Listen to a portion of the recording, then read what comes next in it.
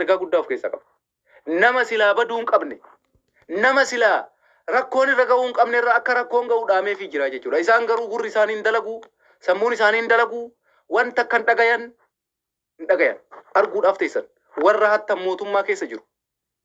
Sini galte nama silaa baduu hin qabne tuu bada jedhee ergaa dabarseefii ture. Waan kana Oromoo ati hin jalqabne isatu jalqabe. Abiyyi Ahmad jalqabe. Waan jalqabe kana akka kanaan dura yoo ta'e ni xumura.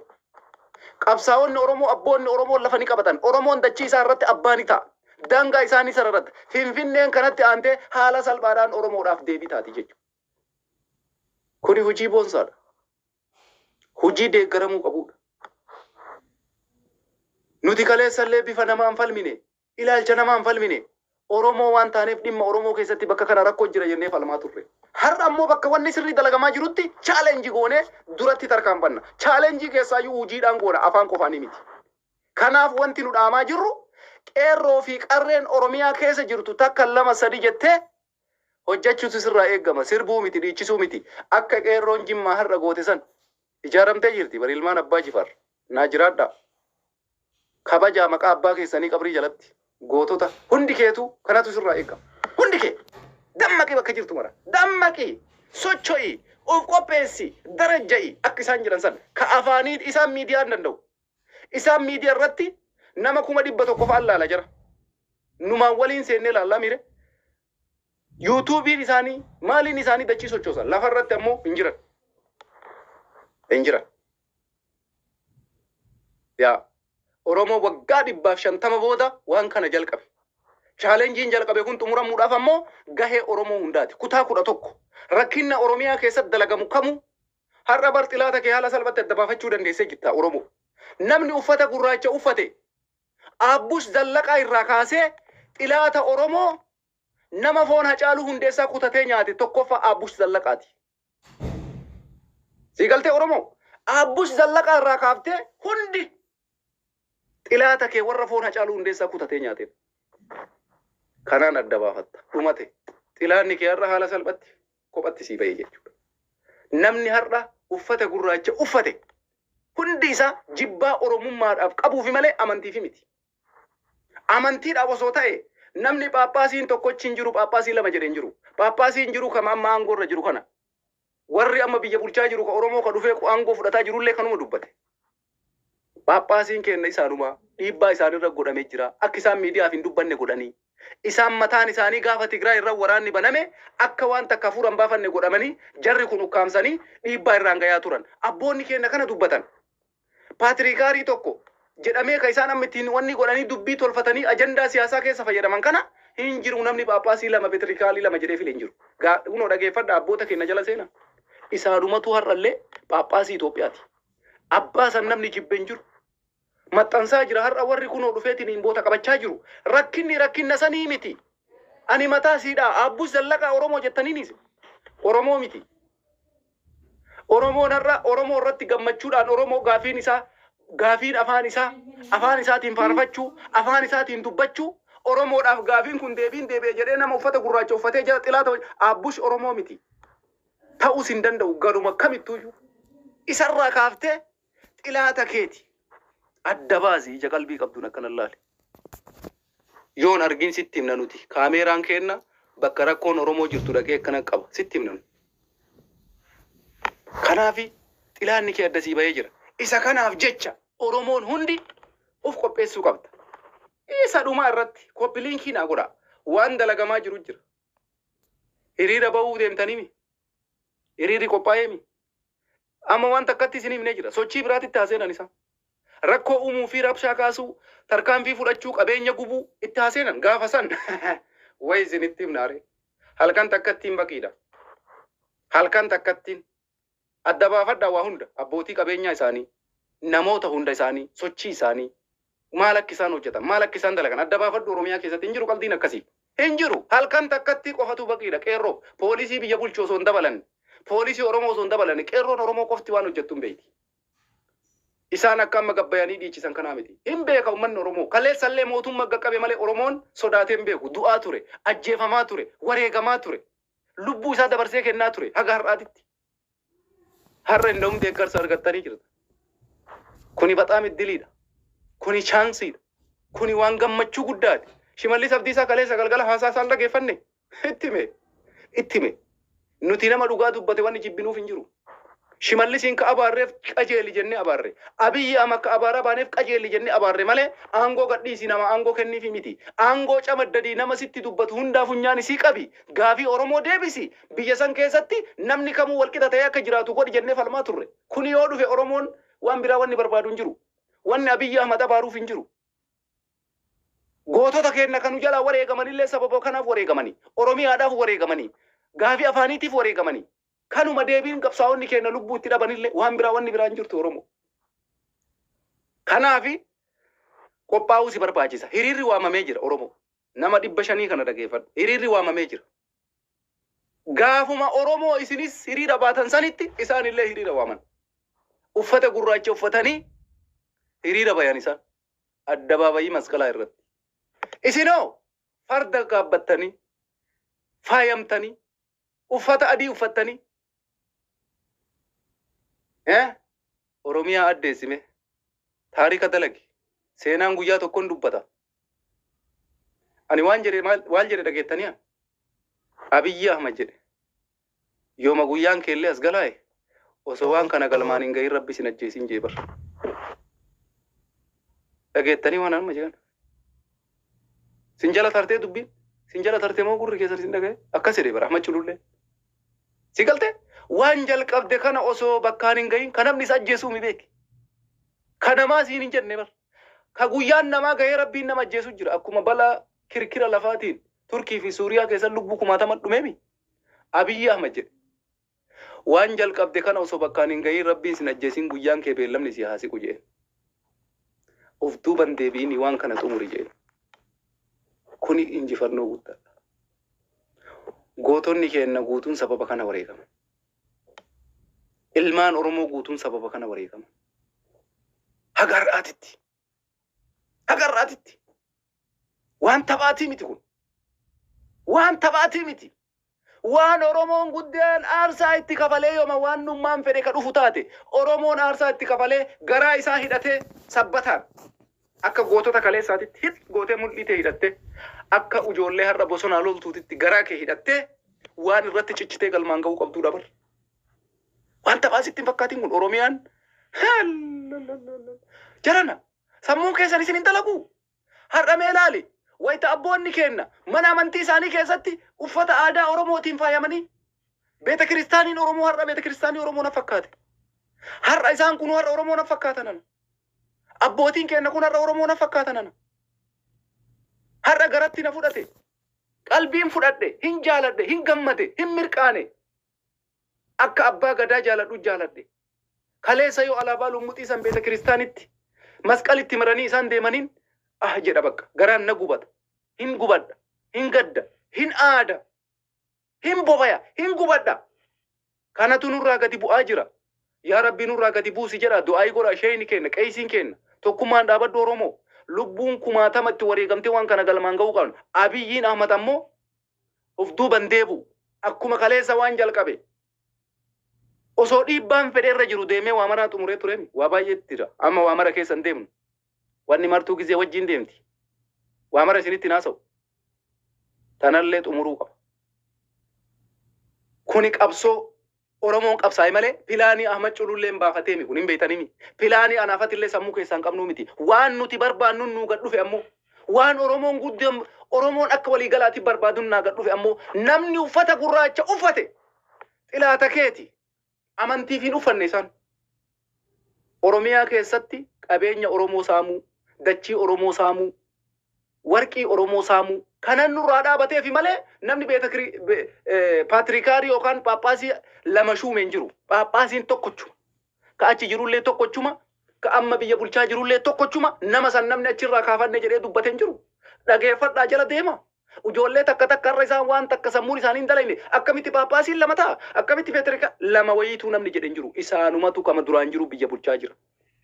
Yoo ta'ellee seeraan gara fuulduraatitti amalee ammatti namni paappaasii paatrikaarii san kaafne filamne uffille jedheen jiru. Namoota bootaan hin jirre boota namni hir'ina qabu, boota namni naaqisa qabu. Bakki itti guunnee jirra Oromoon Oromiyaa keessatti afaan isaatiin uummata isaa tajaajilu. Uummanni mana kiristaanaa gadhiisee deemaa jira jedhanii gaafii san gaafatan. Gaafii kana deebisuu dhiifame waan biraa keessa galee siyaasa ta'e amma dubbiin. Hin agarre Zamat kun Baqqalaa waan inni jedheen dhageenye Oromoon patriikaaris phaaphaasiis qeessis ta'uu hin danda'u. Hiyyeessi biyya bulchuu hin danda'u jedhe. Namni sa'a takka qabu biyya bulchuun eenyuun nu hiyyoomse. Oromoon bar dachiillee bal'oo qaba, buna qaba bar, dhadhaa qaba bar, warqii qaba bar, qamadii qaba bar, garbuu qaba bar, loowwan qaba bar, hoolota qaba bar, gaala qaba bar. Wannummaan Oromoon dhabe maaltu jira? Mee Oromoo isin hiyyeessa jedhamtanii? Wantummaan isin dhabdan maaltu jira yaa saba kiyya? Yaa ummata Oromoo, ummata bareedaa, ummata faaya. Waan isin dhabdan maaltu jira? Sitti dhufanii qabeenya keetirra ta'anii si nyaachaa, si xuuxachaa, akka silmii si xuuxaa, amma wanni isaan boochisu kana bar. Malee dhimma amantiitii miti. Namni tokkollee ka du'e hin jiru akkuma isin agartan. Namni tokko hin duune bar. Gaafa isaan uffata gurraacha uffatan nam tokko hin duune bar. Har'allee mootummaa warra muudama argate boota isaa geessee qubsiisaa jira malee warra jeequmsa qabe kararraa qabaa jira malee rasaasatti dhukaasee nama tokko miidhaa hin jiru. Isaani kanaaf jecha Oromoon tokkummaa si barbaachisa. Tokkummaa keessaayyuu xilaataa fi fira kee adda baafattee jirta. Xilaata keetii fi fira keellee adda baafattee jirta. Koppiliinkii naa godhaa. Itti deebi'a koppiliinkii naa godhaa hundi keessanuu galatoomaa. Isa dhumaa irratti hojii kana Abiyyi Ahmadduu jalqabe. Inshaallah waan kanan xumura jennee abdii qabna. Nuti akka uummata Oromootitti hawaasa bal'aatitti ka biyya keessa jirru ka biyya alaa jirrullee yaadni kenna tokko. Wanti godhuu barbaannullee tokko. Kallattiin itti deemaa jirrullee tokko. Yaa gud. Isa kanaaf jecha diyaaspooraan biyya alaa jirullee gaafii dhiyeesseefii ture. Phaaphaasota Oromoo amma filamaniif hiriira deeggarsaa diyaasporaa irraa yoo ka barbaadan taate hiriira akka addunyaa guutuutti waamuudhaaf diyaaspooraan Oromoo qophiidha. Amantiin osoo waliin qoonne musliima kiristaan osoo hin jenne. Reedi. Qophaa'ee jira. Si galtee dhimma isaan ammoo addunyaa biratti waan akkasii dhiibbaa godhuu deeman san addunyaan gurran kennituufi kana dhiisa. Isinii galtee addunyaan gurran kennituufi sababiin isaa gaafa Tigraay irratti lolli baname Phaaphaasota har'a akka amantii godhatanii uffata gurraacha uffataniitiin azzannii ta'an kanatu Tigraay irra waraana labsaa turan. Gaafa mootummaan dhufee Tigraay wajjin nagaa buusuu qabna jedhu dhufanii mootummaa kana dura dhaabachuu jalqabu. Rakkoon guddaanas jira bar. Abiyyiin nama Tigraay wajjin nagaa buufnaan Abiyyiin xilaata isaanii ta'ee argame bar. Akkasii bar dubbiin dhiibanii nama kana namni waraanatti galche kaleessallee jira. Isa dhumaa irratti gaafa uummanni kun lafarraa saabachuun qabu. Nageenni abuu inni jedhu dhufanii isa dura dhaabatan. Akkamitti Tigraay wajjin nagaa buufta? Dheengadda ammoo gabbayanii firii Tigraay jira. Seemiin isaan hin qabu. Hin saalfatan. Waan dalaganitti hin saalfatan. Diqqo mallee sheemiin beekan. Xiqqishu mallee. Kanaaf jecha diyaaspooraan qophiidha. Hiriira abboota keenya bira dhaabbachuu, waan dalagamaa jiru irratti addunyaa quba qabachiisu, addunyaa hubachiisu, dhimmi kun dhimma akka maalii ta'e akka dhimma amantiin ta'in jarri kun akka ajandaa siyaasaa godhatan uummata addunyaa biraan gahuudhaaf qophiidha. Addunyaan sirriitti beeyti, sirriitti quba qabdi. Kana waan takkallee garaan isin hin dhukkubin, garaan isin hin xixxiitin, fincaan isin jala yaa'in, qabsoo keessan qofa tumsaa waan qabattan irratti cichaa harkaan qabadhaa gara fuulduraatitti of duubatti deebi'uun takkan jiru. Wanti jalqabame xumuramuu qaba. Phaaphaasonni Oromiyaa keessa bakka itti muudaman hundi isaanii qabachuu qaban. Amma gammaatitti bootaan irratti muudamanii hin dhaqin Baalee, Jimmaa, Dirreedawaa, Harargee Bahaa isaan kanniin bootaa kana yeroo dhiyoo kanatti deebisanii qabsiisuu qaban. Isinii galtee wanni marti xumuramee eeggatamaa jira waan ta'eef hundi isaa xumuramee achi bootaa hafetti illee hojii diriirsanii Oromiyaa keessatti waa hunda ajajuu qabu Abuunaa Saawiroos isa qofa bakka. Isa qofa Oromiyaa keessatti ajaja isaa xalayaa inni baasee wanni marti dalagamuudha qaba. Si galtee mallayni waliin qabamu mallaqa beeka akka qabame beeta kiristaaniidhaaf galiin meeqa akka galee Abuunaa Saawiroos isaantu to'achuu qaba. Koree jira wanni marti isteeppiidhaan deemuudha qaba. Kanaaf jecha nuti Oromiyaa irratti abbaa ta'uu qabanii abboonni keenya jennee falmaa jirra. Bahar Daar deemaa jechaan hin jirru bar. Gondar deemaa jechaan hin jirru bar. Isinii galtee matammaa dhaqaa matammaa bulchaa jechaan hin jirru. Oromiyaa irratti itti gaafatu. Abboizee maraayyuu har'a osoo ilmaan Oromoo aangoorra jirtu, osoo Abiyyiin aangoorra jiru, osoo Shimallis aangoorra jiru, osoo gubbaa kaasee haga jalaatitti Oromoon biyya harkaa qabu gaafii uummata Oromoo deebisuu dadhabuun guyyoon kuma Oromoodhaa deebiin hin deebi'a jennee eeguun nurra hin jiru jechuudha. Kanaaf jecha wanti kuni mootummaalleen itti fufuu qaba. Uummanni Oromoo waan kee ta'uu beeyte chaalenjii kanarraa qooda fudhachuu qaba. Hacaaluun Hundeessaa har'a ka'ee si wajjin dhaabbachaa jira. Akkasitti yaadaan. Ganaa kana caala adii uffanna. Ganaa kana caalatti adii uffannee deemna. Gaafa isaan gurraacha uffatan nuti adii uffanna. Har'a haadha wabiittu adii uffatee bar.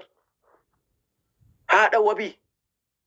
haadha wabii gootitti haadha warra Hacaaluu Hundeessaa isitu adii uffate bar Oromoon hundi adii uffachuu qabda Hacaaluulleen si wajjin dhaabata inshallah guyyaa gaafa shanii guyyaa gaafa hiriiraa san uffanni keessan adii ta'uu qaba warroonni uffata adii naggaaddan asumaanuu mabruuk baga gammaddan baga gammaddan uffata adiin adii baqa gurraacha magaalaan isaa cufachuudha qaba gabayaan gurraachaa cufachuudha qaba adii challenge white challenge kan irratti deebuu qabdan jechuudha kanaaf guyyaa hiriiraa san hiriirri ka godhamuu qabu Oromiyaa hundarra godhamuu qaba Oromiyaa hundarratti geggeessuu qabdan deeggarsa abboota kanaa wanni kuni kenna ta'u kee ta'u itti argisiisuu qabda Oromooti itti argisiisuu qabda kiyyaa jette yoo dandeessan kuma shannaa galchame koppiliinkii hundi keessanuu yeroo shanshanu kudhan yoo naa gootan kuma sharin gala koppiliinkii naa godha please warningii jala jira waan taateef kanaaf jecha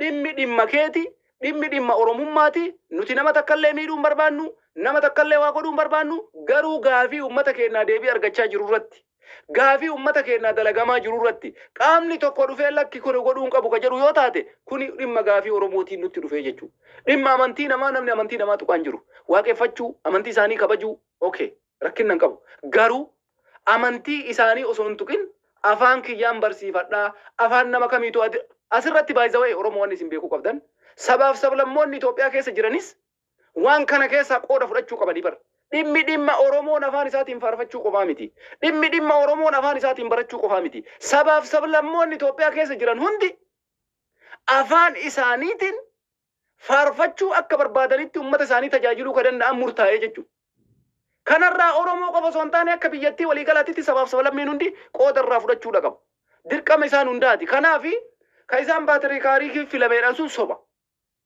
Abuunaa Maatiyaas achuma jira namni isaan achi kaasin jiru kana beeytanii ummanni keenya ummanni Oromoo hiriira kanaaf lafa jala qophaayaa akkaataa hiriiraa fi wantoota jedhamuu qabu sagalee dhageessifamuu qabus poostii godhanii jiranii isallee achirraa argattanii jirtanii dhaadannoo kanas qabattanii isa kana irratti Oromiyaan Oromoo irratti dachii isaa irratti abbaa biyyummaa isaa ta'uu qaba ka jedhu afaan tokkoon ka'uu qabdanii kuni waan hedduuti dhimma Oromoo waliif buusuu miti dhimma Oromoo wal dura dhaabaa miti nuti Oromummaa kennaaf kana jechaa jirra mootummaa kana kaleessa falmaa turre dura dhaabachaa turre har'a gaafa inni waan Oromoo hojjetetti wanni isa falminuuf hin jiru isaafi miti nu qabsoo sabaa waan taateef ummata keenya waliin dhaabannanu ummata keenya tajaajillanu ummata keenyaaf iyyaa turre kaleessallee har'a waan isin ajaa'ibu wallaahi billaahi waa takka taasisabee dadha mee ilaalaa jiran warri kaleessa Abiyyi Ahmad si malee namni hin jiru goota kiyya jabaa kiyya jedhaanii ture gaafa inni dhufee gaafii Oromoo deebisuu jalqabe